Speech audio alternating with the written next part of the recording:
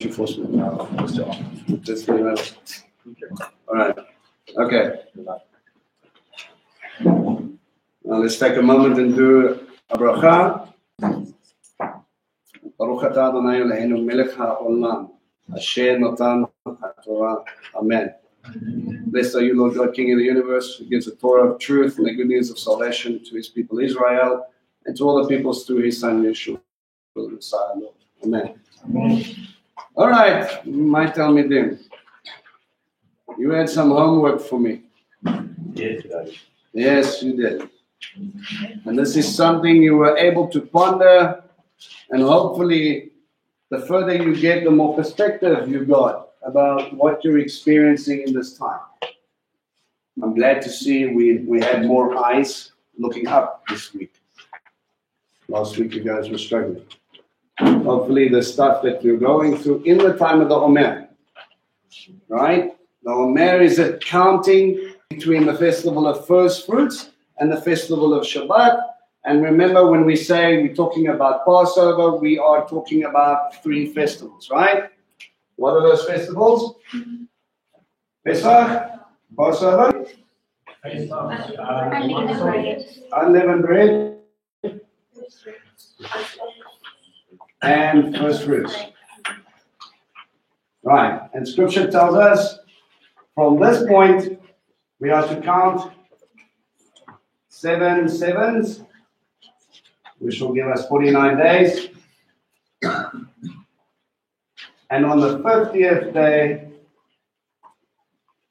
it'll be the feast of Shavuot, which is the festival of weeks.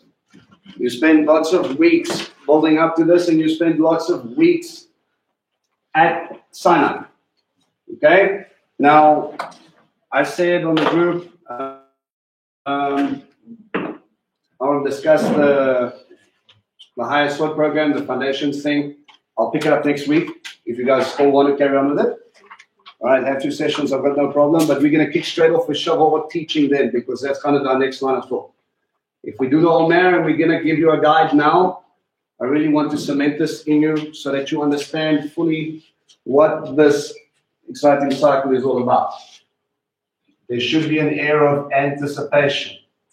When you start counting, we would normally count down, but he's counting up. Right? You have not left one festival and now you're having a break for a couple of months before the preparation for the next one starts. There is no break in this. It's about, I pulled you out of Egypt, you left in a hurry. First fruits will give you an indication of chapter 13. And then you come up here in this time called the Omer. We said it's an interesting phrase where it's literally about 2.2 liters. It's a measuring jug. So why would he talk to us about a measuring jug? Count the measuring jug. Thanks, bro. Yeah. Count the measuring jug, and then you'll figure out what Shavuot is all about. Okay? That didn't really help us with that much. So I gave you events. Chapter 13. Okay? Chapter 13 is basically about what? Yeah. Consecration of the firstborn.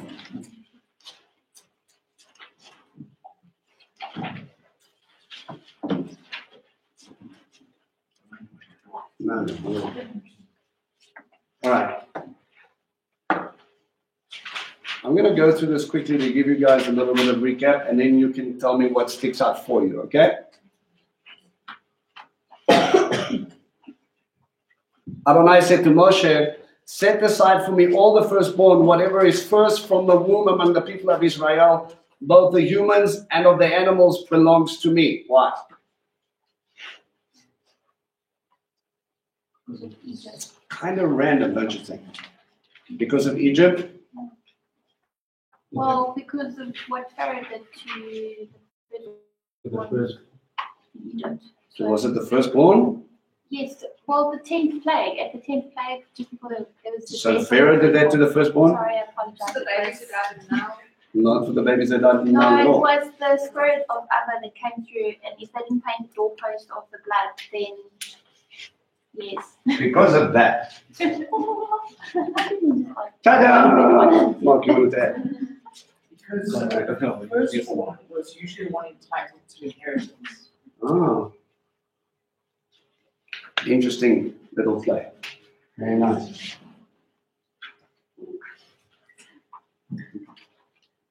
She was the first begotten. I know. We'll get there. Right? We'll get there.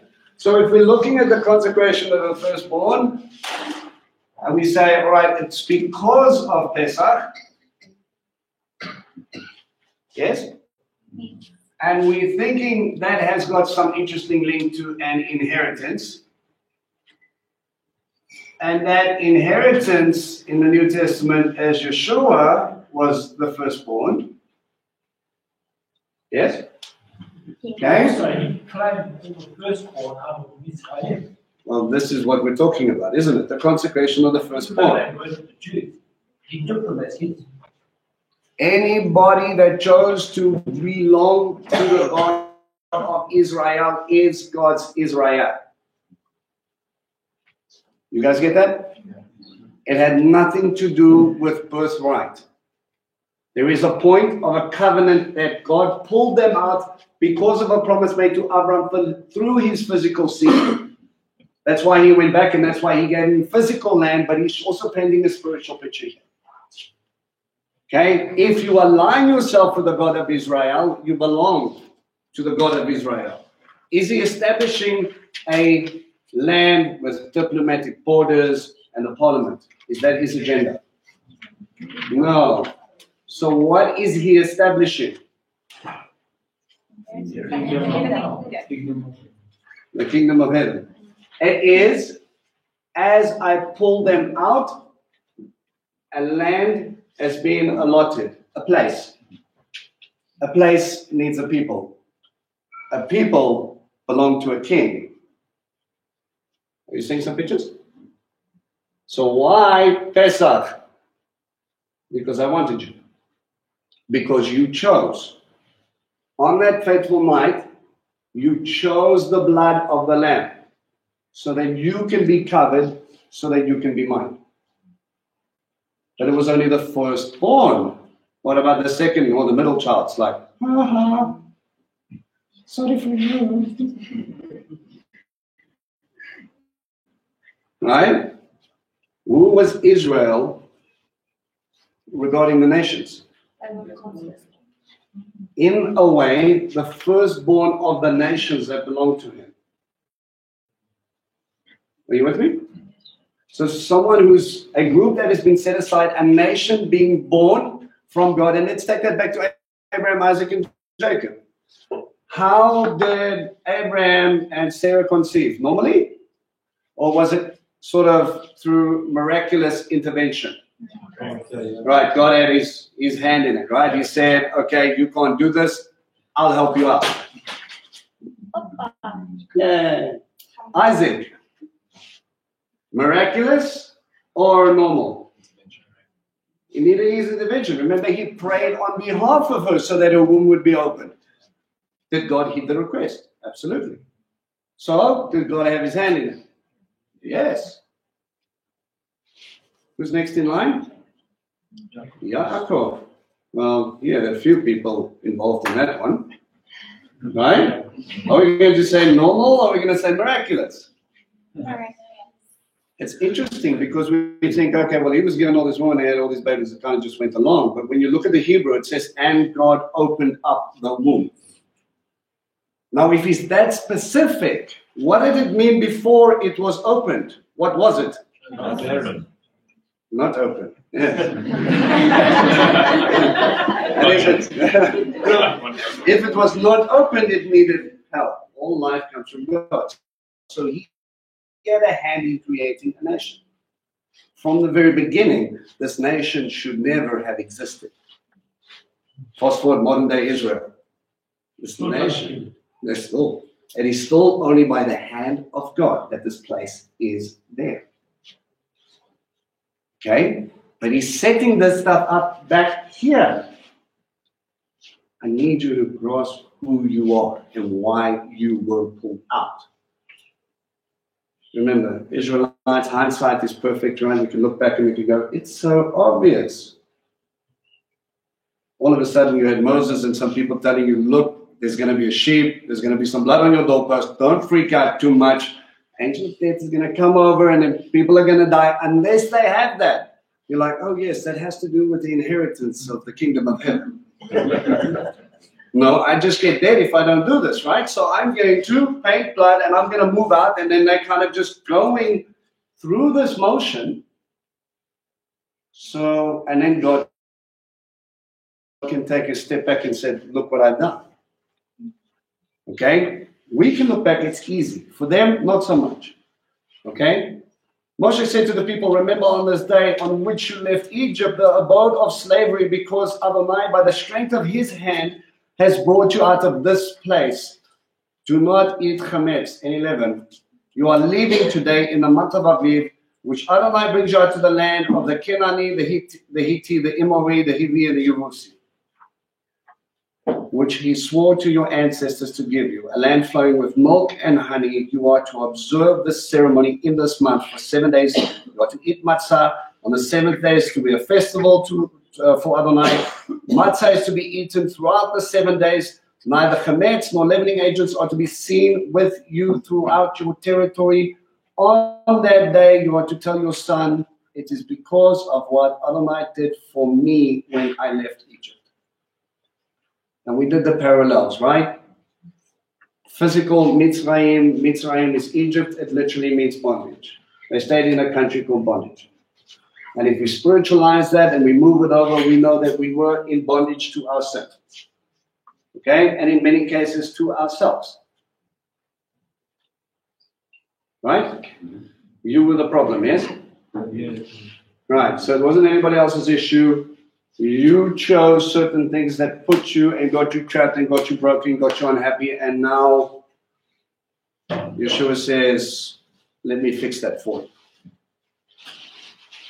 My heart is that you would have life, but you choose it. Okay? He goes on through chapter 13 and he talks about what? What else is there?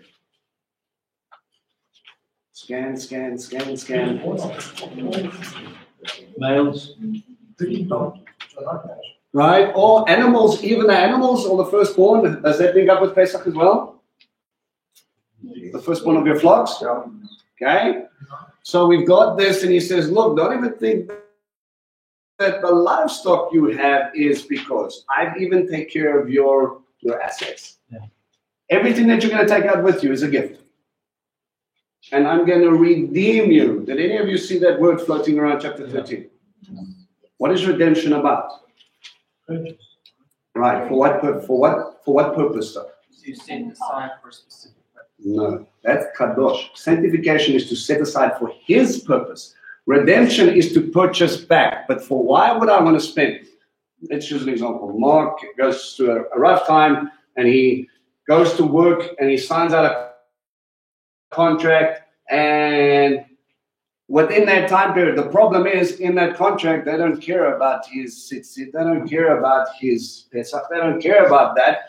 And I am sitting in a fortunate position where Abba has blessed me with lots of money, but he belongs part of my flock, right? So now I sit back and I look at him and I go, listen, would you put yourself in a bad situation that you didn't realize what was going on, right? Let me negotiate with your employer. I'm going to buy you out of your contract. You ever hear of terms like that? Coaches and players and things like that, they get bought out. Why? So that they can come back. I want to buy you out so you can be redeemed back to the kingdom.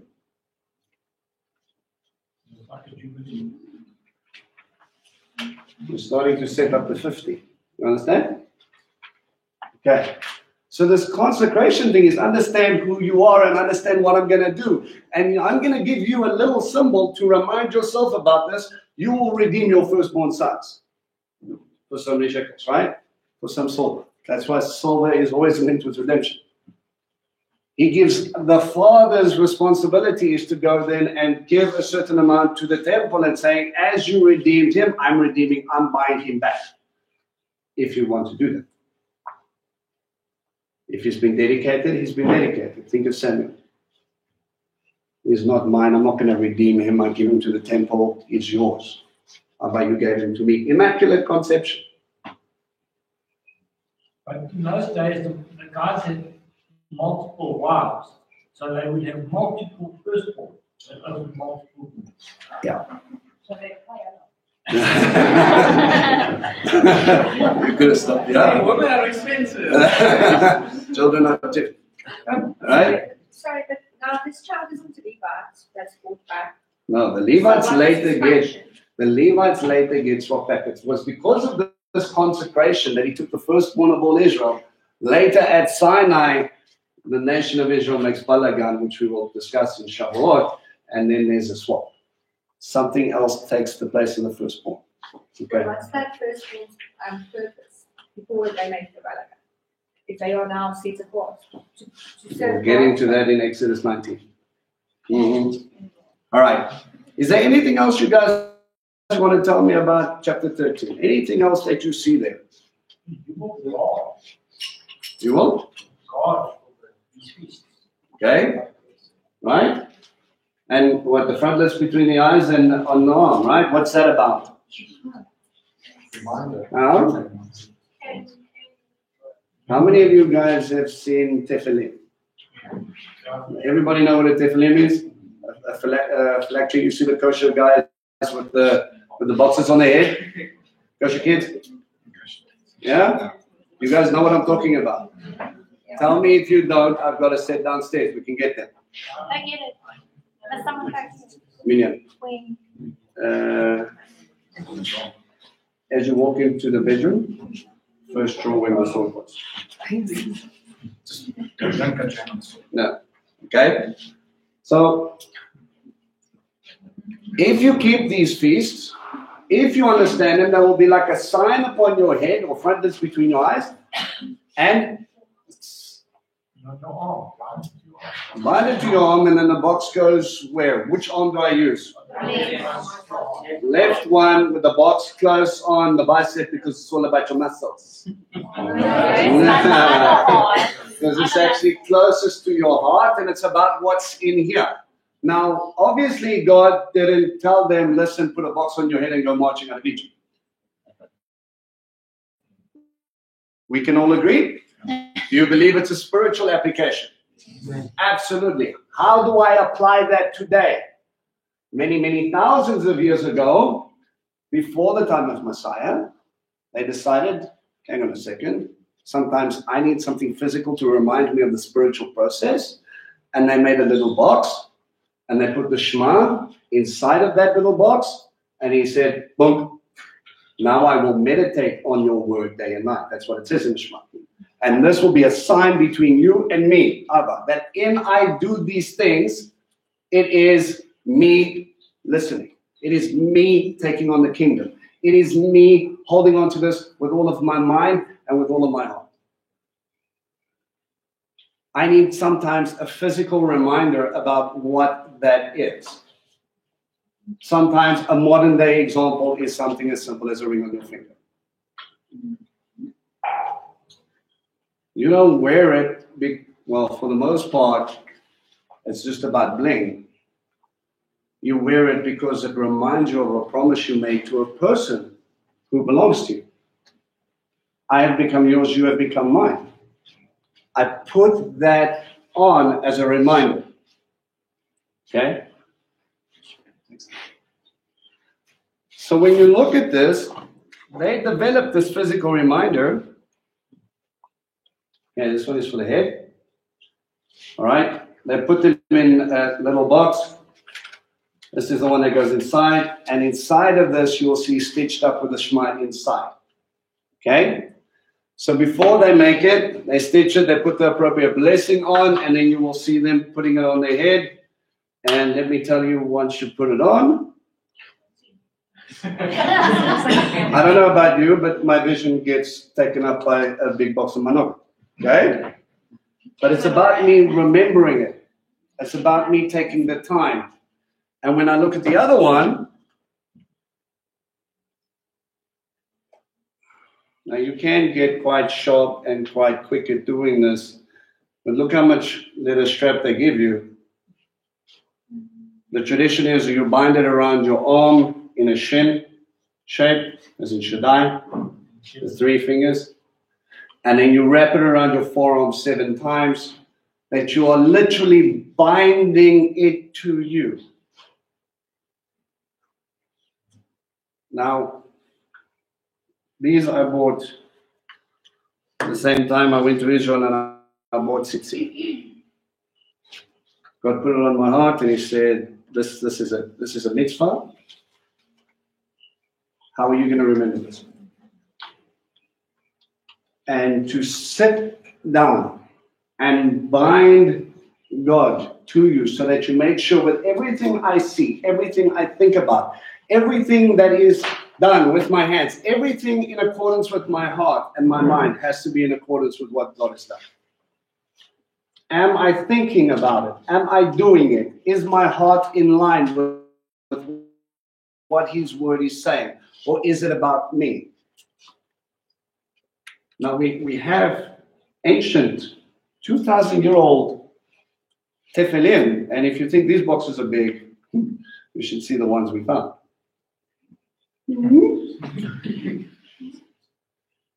They're much. Yeah, no, it's like a big rectangular box that they had on. Are you sure that was just for that? Did they want to stop arrows as well? Yeah, you'd think it'd be armor, but it was actually about them staying focused, right? There was something beautiful about that, and He said, these feasts will be a sign between you and me. Now, if you know about this and what this represents, if I put that on my arm in my head and I sit over there and I'm looking about it, should you question whether or not I'm following God's instructions? Not at all. You can see it being played out in front of you. That's a sign between me and Him that I am going to follow through with what I said. Okay? This is what these feasts are. There will be signs between you and me, and the whole world will know. Why aren't you at work? It's Passover. Why are you not eating chametz? Why are you not eating normal bread? It's Passover. What's Passover? Let me tell you about the time that God brought me out of bondage. But you weren't brought out just to be free. Man, there's a process that's going on. So like the first step, you're like, I'm free, I'm taking a step. And God says, stop right there. Every firstborn is mine. Stepping out with some freedom comes with some responsibility. We're walking out the gates. And He says, I need you to understand that this feast will be a sign between you and me forever. That's part of our reminders, yes? Jump down to verse 17, chapter 13. After Pharaoh had let the people go, God did not guide them through the highway that goes through the land of the Philistines, because it was close by. God thought that the people, upon seeing war, might change their minds and return to Egypt. Rather, God led the people by a roundabout route through the desert by the Sea of Suf, the Sea of Reeds, or the Red Sea. Now let's think about it. What type of formation did God push them out in? Columns. They actually walked out in marching formation. What type of marching formation? Military. We're calling troop by troop in Hebrew. And they set them out in a military formation. Armed, girded, ready, march, march, family mode. You're going out, you're going out, you're going out. We have conquered. God has wiped every God archer clear. You are not running for your lives like scattered little sheep. You are victorious in what God has done. Christ has won. So walk like it. A couple of verses later. Let them not get into an actual fight. They might get scared and run away. I want to go back to Egypt. Why? Why did He have them to walk out in military formation then? Why couldn't He just have them walk out in formation? Because he was making a point, like you say. It wasn't so much for them as it was for the Egyptians. It was to show that God, through them, was the conqueror. Yes and no. On the one hand, absolutely correct. Not to show the other nations around them. Well, they just heard Egypt got monkey stomped by their God and the slaves are running riot. I don't think they cared after that. Did they go out in military formation? But as they moved out, there was still a battle coming up that was going to take place. Who did they fight in the desert? The Amalekites. You're not ready for the Philistines. That's going to be a big one. But you're going to have a battle here. And I don't want you to get all panicky. You're not big enough to take on those guys. But I want you here now, and I want that military mindset in you already. So when Moses says, Joshua formation, get some guys and move, he doesn't go, but I don't know what we're doing. He understood. He grabbed hold, and we're going to discuss that a little later. He goes with a roundabout way. The people of Israel went up from the land of Egypt fully armed. Moshe took the bones of Joseph with them. Part of your Omer is what now? What about Joseph? Dead people are unclean. Why do I want him marching with me? All right, you made a covenant, so you will remember the bones of your ancestors who had the covenant. Who got the blessing of the firstborn? Because Was Yaakov to Yosef. Because Ephraim and Manasseh were lifted up to receive an inheritance that went theirs. Let's put this in context. Okay? One day when I'm really old, I'm leaving my stuff, whatever's here, to Jalen and Rachel. But Jalen has 2 boys. And I said, no. I will take those 2 boys and lift them up. So instead of my inheritance being split in 2, it's now going to be split in 4. But that would mean Jaden gets double through his boys. And when you say that blessing every Shabbat, may you make our sons like Ephraim and Manasseh. May they be lifted up into an inheritance that never belonged to them. May they be lifted up and pulled up into kingdom inheritance, and they get counted as tribes of Israel. And in many, many places, when you see the names of the tribes listed out, you see sometimes Joseph is missing and Ephraim and Manasseh are standing instead. Sometimes Levi is missing, so you'll have Ephraim and Manasseh and Joseph. And it's a double portion. He received that double blessing. So the covenant carried on through Joseph to Ephraim and Manasseh. Is it not an interesting coincidence that when we look at sort of end time stuff, Ephraim gets involved? Think about it. Okay? So he gets up and he takes them with, and he says, all right, we're going and we're going to bury you and it's going to be all good. God will certainly remember you. What does remember you mean? What does remember mean biblically? And God remembered Noah. Did God forget where he was? No. He acts on his behalf. So if he's remembering, he says, I remember you. He didn't forget you. You don't forget anything. He is now going to act on your behalf. Okay? He'll remember you and he will carry you. You are to carry my bones up with you away from here. They traveled from Sukkot and they end up at Etam at the edge of the desert. All right? Adonai went ahead of them in a column of cloud during the daytime to lead them on their way, and at night a column of fire to give them light. Thus they would travel both day and night. Neither the column of cloud nor the column of fire at night went away from in front of them. Okay? So we've got another little interesting little picture here. With the consecration of the firstborn, we get some names of places.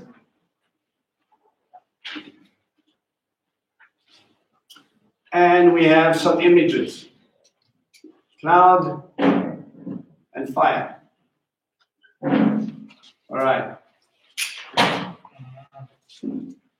Why cloud of fire, clouds of fire and, or clouds and fire. Pillars of fire, clouds. Because during the day it was very hot, so the cloud was a covering so that they would actually survive the day in the wilderness. It's hot like a desert. Okay. And then the fire at night was to keep them warm and safe and have lights to keep away the whatever was in the wilderness and keep them warm. Okay. So there were practical applications to it. What else? The cloud is an image of God's presence, and so is fire, it's spirit. Yes. Okay. Now let's think about that for a little. What does your God look like? Cloud. Thanks for clearing that up. Oh, but don't worry. At night he turns into fire. So, how do you understand your God?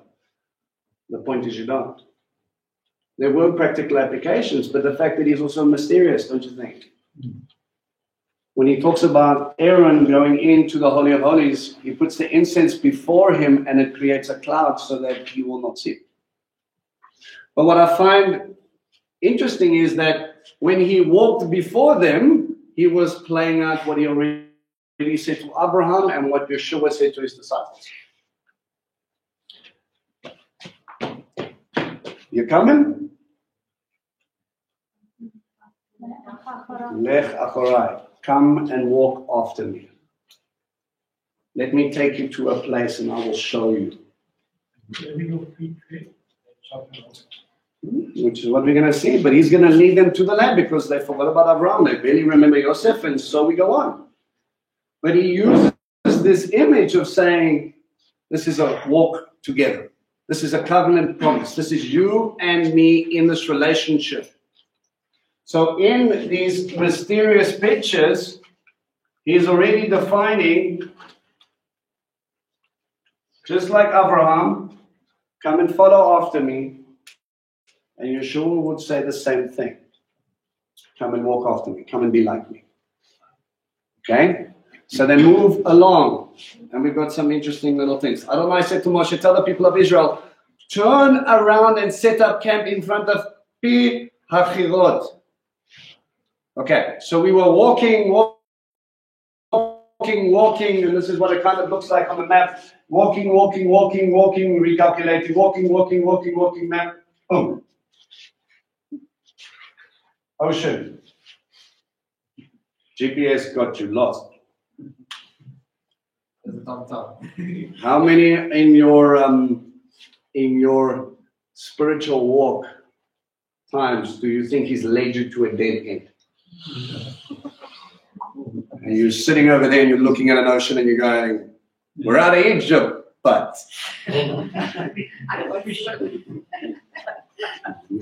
Moshe, did you leave him behind in Egypt? But we've been following a cloud and fire. So God has led us to that point. Okay? He says, turn around, set up camp at Pi Hachirot between Migdal and the sea in front of Baal Safon, camp opposite it by the sea. Then Pharaoh will say to that people of Israel that are wandering aimlessly in the countryside, the desert has closed in on them. And I will make Pharaoh so hard-hearted that he will pursue them. So God does a GPS recalculating moment in this time of the Omer. Number one, to see if you're following after it. You've been set free. You have your freedom. Run and be free. Why are they still following after clouds and fire? Oh, okay, they changed directions. Obviously, Pharaoh got as part of Egypt. They were busy watching these people walk by, and they changed direction. And they themselves, they lost.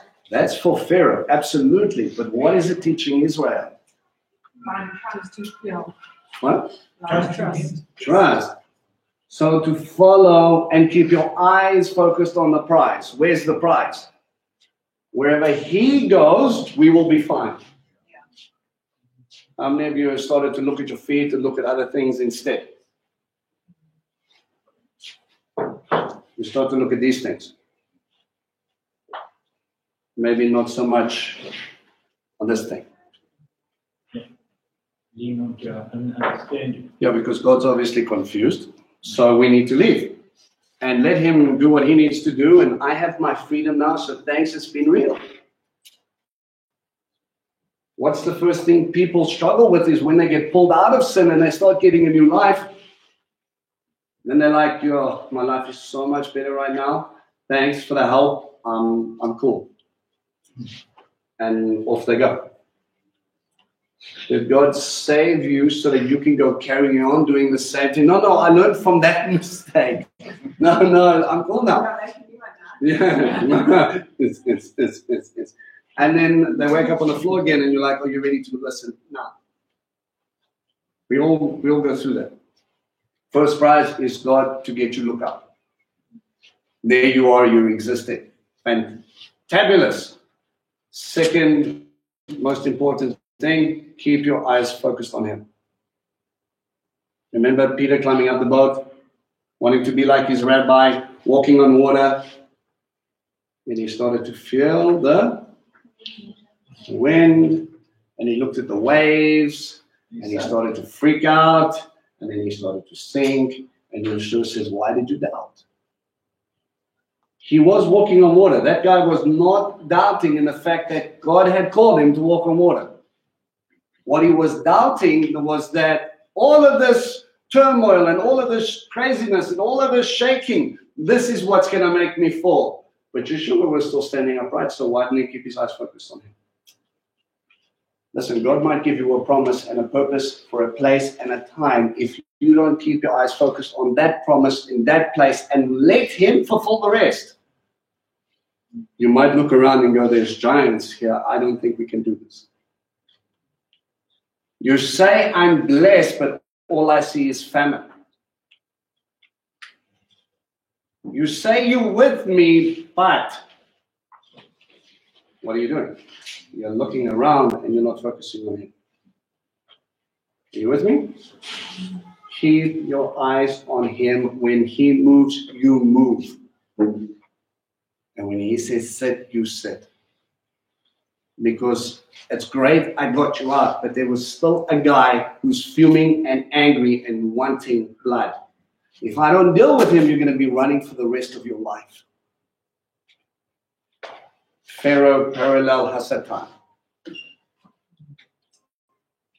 He's got you out. Oh man, I'm going to get him back. I'm going to get him back now. And there was a lovely little image documentary. Snake goes up a tree and it's going to go eat the little baby birds. And there's a specific type of bird. It escapes me now. And the mommy would see the snake and start to freak out. And instead of trying to dive bomb it, which would be useless, she goes flat on the ground and she starts flapping around like she's got a broken wing. And the snake goes, that's much bigger.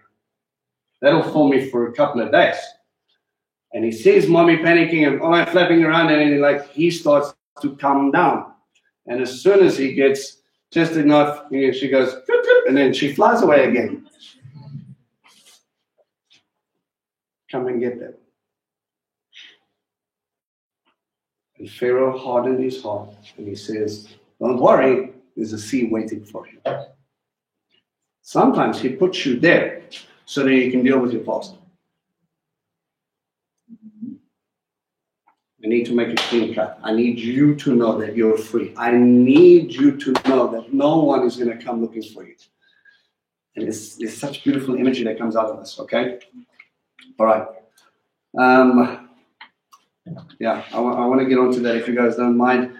For next week, very quickly, just look at the names of those places. It's an interesting little statement.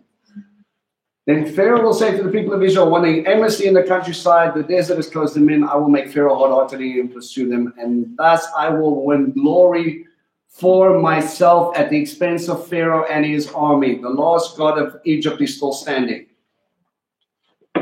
Final blow. And the Egyptians will realize at last that I am.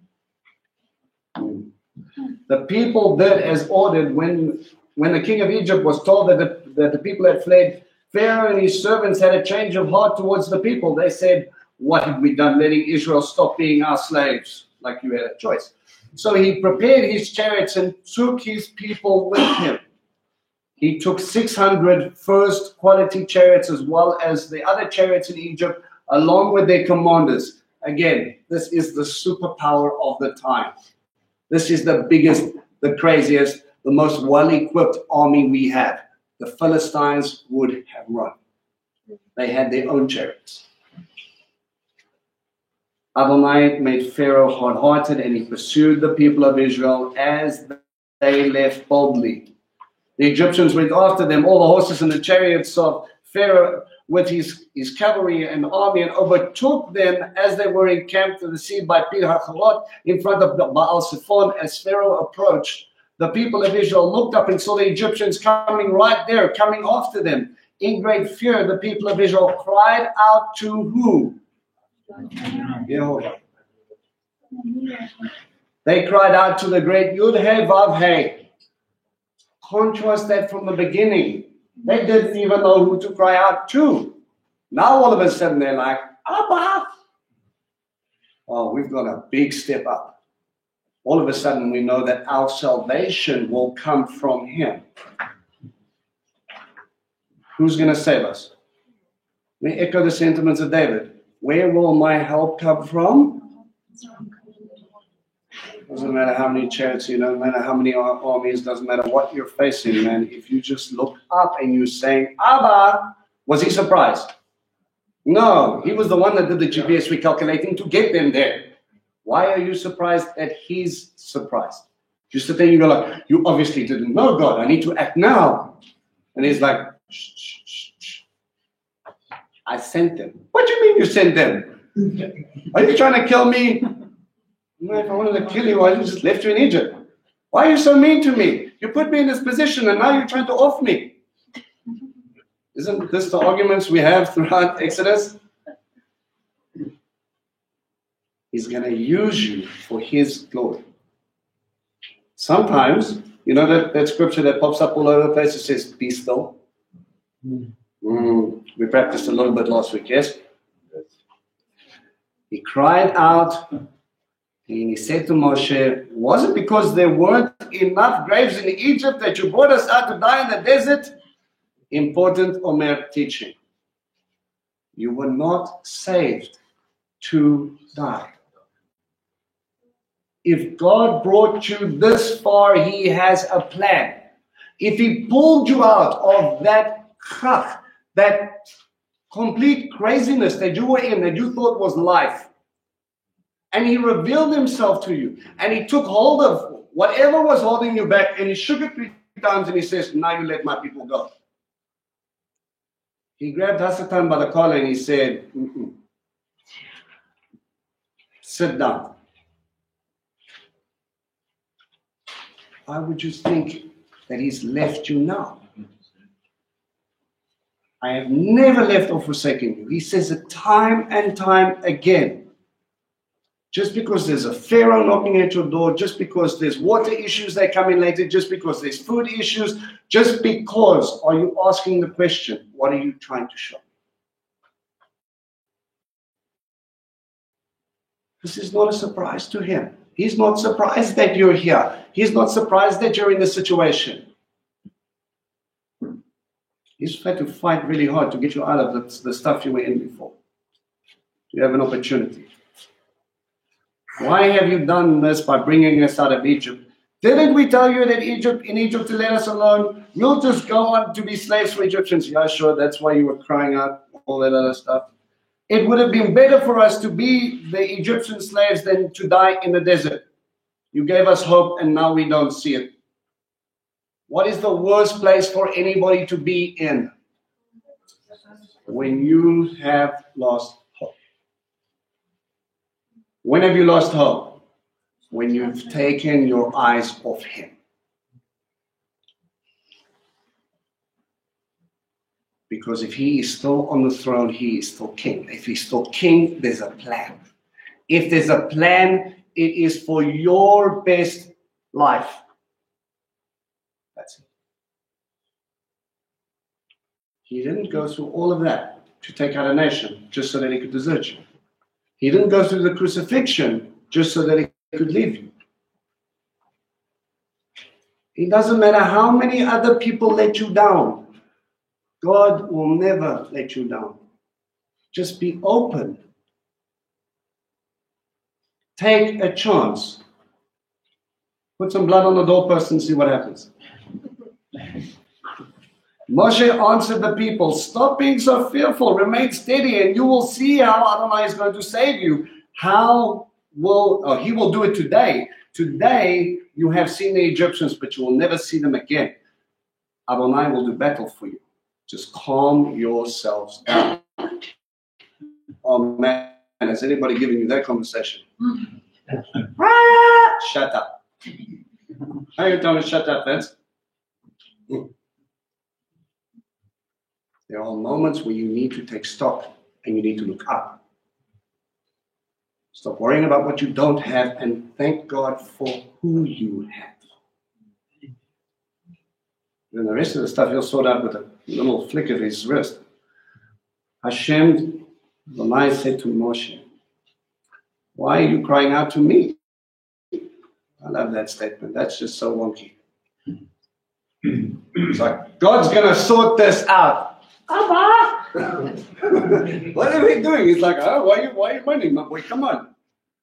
Moshe, we've done all this cool stuff together, but don't you think that you've got that anointing already? But you told me to do all that other stuff.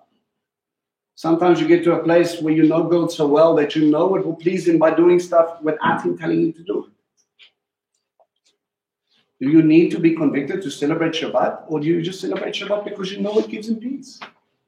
Makes him happy. Do you need to be convicted now not to kill anybody? No, you kind of realized a while ago, hopefully, that you don't want to do that anymore because you were saved. And hopefully you realize that the person you probably want to strangle is annoying you because he reminds you of who you were.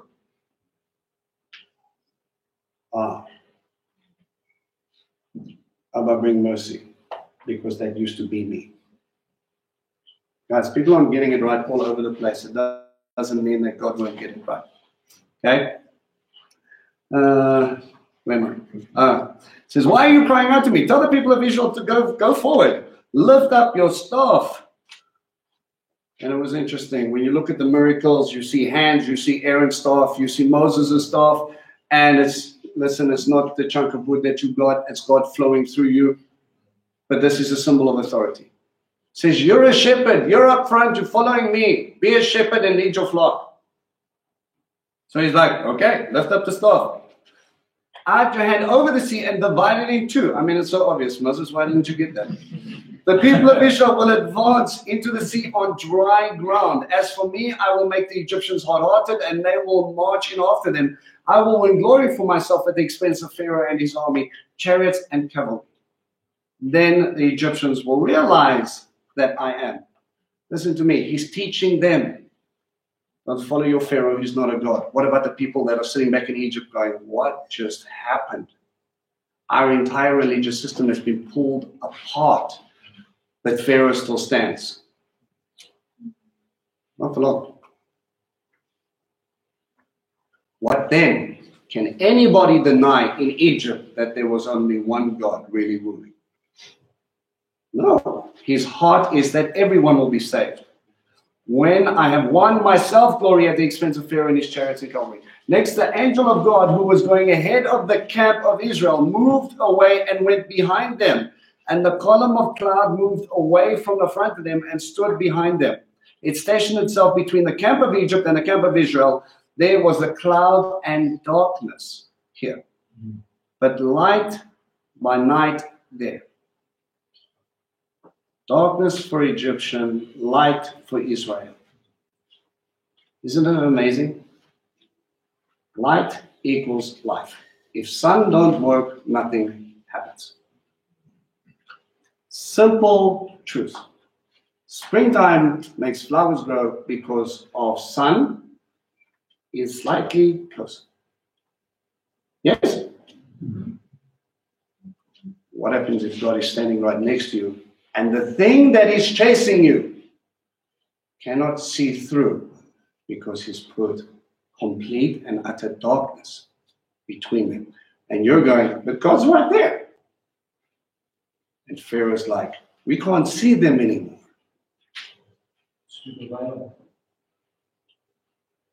There's always light where God is. It's a Goshen story. When he was being judged, when the God of the sun was being closed in, the Egyptians couldn't even get out of bed. They should have realized there that there was no one. Who was supposed to be the son of the sun god? Pharaoh. You didn't see what I did to your daddy. Don't think you can come here and throw your toys. Okay? So that no one did, so that the one did not come near the other all night long. Moshe reached his hand out over the sea, and Adonai caused the sea to go back before a strong east wind, in Hebrew a ruach, all night. Why an east wind?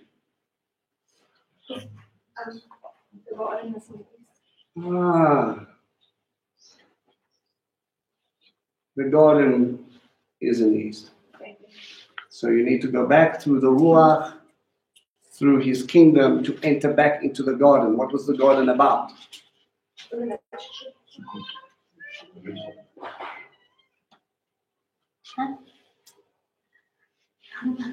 You were caused for an inheritance in a relationship, just like it was in the Garden of Eden. Yeah? Okay. It's the kingdom of heaven. All right. He made the sea become dry land, and the water was divided in two. And the people of Israel went into the sea on dry ground. The water walled up for them on either side and on their left. The Egyptians continued their pursuit, going after them into the sea. All Pharaoh's horses, chariots, and cavalry just before dawn, Adonai looked out on the Egyptian army through the column of fire and the cloud and threw them into a panic. He caused the wheels of their chariots to break off so that they could move only with difficulty. The Egyptians said, Adonai is fighting for Israel against the Egyptians. Let's get away from them. Pharaoh, you said they were lost. You said that God had left them, only to realize that he just pulled us into a trap. So Adonai said to Moshe, reach out your hand over the sea, and the water will turn and cover the Egyptians with their chariots and their cavalry. Moshe reached his hand over the sea, and by dawn the sea had returned to its former depth. The Egyptians tried to flee, but Hashem swept them into the sea. What does that image remind you of? Noah. But that is part of it. That's going to come later. Crossing the Jordan. Okay? But those people who were banging on the ark, you were sure-footed and kept safe on one side, and that which was completely lawless was left behind to be washed away. Your past. Hasatan, for future reference, is going to be nullified and destroyed. Everything is going to be made new. You will be safe. You will be with him. But the journey is only beginning. The water came back and covered all the chariots and the cavalry and the armed forces who followed into the sea. Not even one of them was left. But the people of Israel walked on dry ground in the sea with the water walled up from them on the right and on the left. So it wasn't just one side. On that day, Hashem saved Israel from the Egyptians. Israel saw that the Egyptians dead on the shore. Why would you want to see that? You mean I don't have to be worrying about them whoops anymore? You don't mean that I don't have to go back there anymore. You mean there is no one chasing me? Yes. So are you free now? In your mind, the thing that was holding me back, yes. Now let's talk very quickly. I know I'm running out of time, but there was a story where Yeshua spoke to Nicodemus. Okay? It's in John 3. Please. He asked, Nicodemus asked Yeshua, how can you be born again? Right? And then, So Nicodemus being someone who is well educated, not well educated. Well educated. And Yeshua says, unless someone is born again, he will not see the kingdom of heaven. Okay. And how do I do that? He says, yes, surely I say to you, unless someone is born of water and of spirit. Two images. Water and ruach. Wind, water, spirit, same word. Take you back to this moment. I created a nation by breathing life into Sarah. Yes, Abraham had some help, but God is the ultimate giver. No, Abraham played his part. And more life, and more life, and more life, until eventually, remember, Ruach HaKodesh, the finger of God, was taking part in those plagues as well, fighting those battles at the very declarations of God, the word through Yeshua, and he comes up and he brings you to a sea which symbolizes what? Chaos. Absolute chaos. That's what it represented. And he said, I'm going to move the chaos so that you can go through in an orderly fashion. I'm going to move you forward. And you are going to go. And you're going to become what you need to be on the other side. And once all your sins have been washed away, what do you become on the other side? Not yet, not the treasure yet. 19 is a treasure. Not the bride yet. You leave from slave Redeemed. to free. But I've been redeemed for a purpose. They still got to figure out what that purpose is. Guys, when you go through your mikvah, it doesn't mean that you come out and all of a sudden everything is okay. You still make mistakes. You still bump your head. You still learn. But the thing about this thing is you have the power through the Ruach HaKodesh to overcome every sin in your life. How do you do that? I'm broken. I can't fix me. But you need to pull this part out of me that I don't like and throw it away and breathe new life into me so I become the person you want me to be. I'm going to walk one step closer and one step behind, and I'm going to keep my eyes on the prize because there is a new life waiting. A couple of nights ago, if not the night before, we were leaving Egypt and we're watching, and we were in Egypt one day when we free the next. And we're standing on the other side of the river, and our past is gone. The person who you were is gone. Nullified. Finished. The thing chasing you, the thing haunting you. Guys, if you are struggling with your past, it's because you let it. Let me tell you something extremely, extremely, extremely powerful.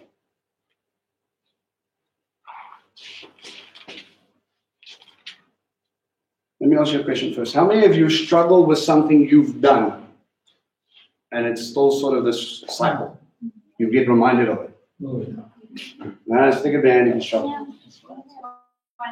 All right? Listen to something.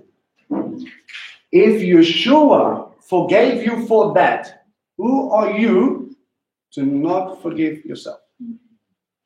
Are you greater than him? Do I need to say that again? If Yeshua forgave you, if God forgave you, if he said, look, it's fine, it's done, it's finished, it's washed away, it's over. But remember when I did that thing? No, I don't. What are you talking about? Set yourself free. You are not that person anymore. Egypt is gone.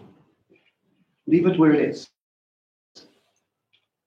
Pesach is now no longer a thing of mourning and sorrow, and remember the time when we were slaves and we were so hard done by. He goes, remember the time when God came down and kicked the enemy's butt so that I would have the choice and the freedom in that choice to grab hold of his seat or walk after him and say, I am behind you. I'm here. I don't care what's going on there. You deal with them crazy people. I'm going that way. Don't make like Lot's wife.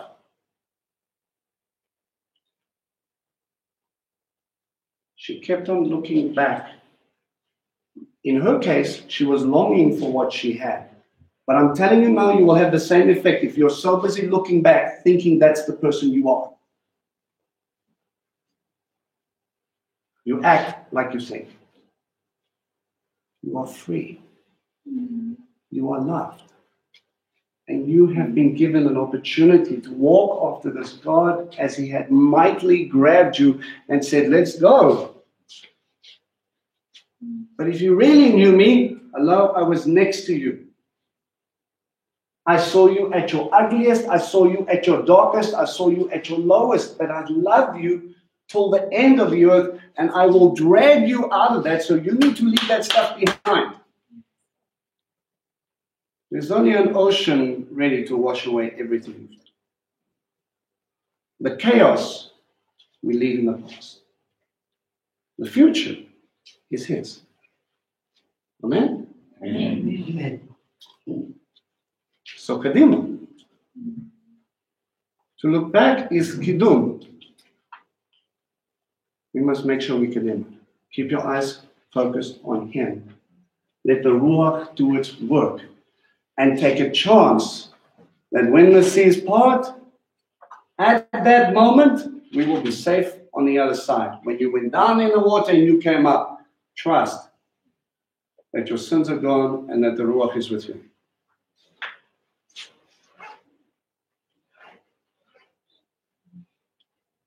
The Omer. This is only the start, peeps. All right. Next week we're going to carry on, okay? All right, pray time is every time.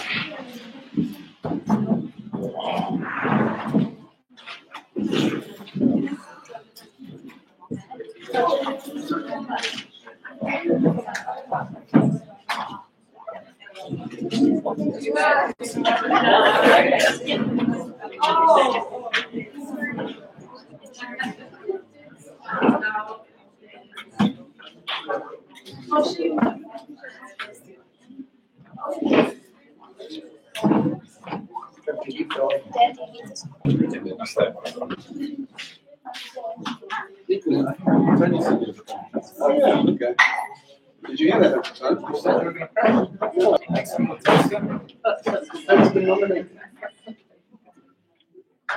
All right, Uncle Tony's going to close for us. By your hands. Abba, Father, we just thank and praise you for your word. Thank and praise you for what we can learn from history. And how each and everything, even that was read today and was shared today about the Egyptians, how much of that applies to our current lives. We just pray, Father, that by your Holy Kodesh, that you will just lead and guide us in this week ahead. We thank and praise you for your goodness towards us. Lord, we just pray for those that are going through struggles at the moment. Your hand would be upon each one. And that as they keep their eyes on you, they will find the redemption. Thank you, Lord, for your mercies as we all part. Amen. Amen.